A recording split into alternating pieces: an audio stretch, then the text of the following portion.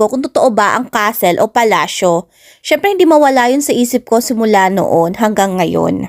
Yung pagkamarites mo, may nalaman ka, dito pala sa New Zealand, merong palasyo. Ayun nga, nalaman natin dito nga daw sa Dunedin, may nakatago nga daw palasyo dito sa Dunedin. 150 years old castle na tinatawag nilang Larnac Castle.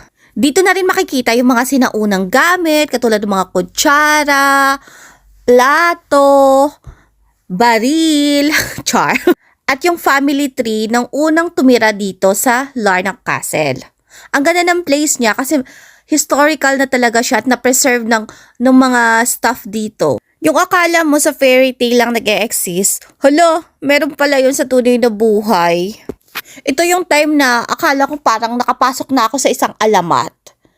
Yung tipong makikita mo yung mga bida ng mga sinauna. Tapos,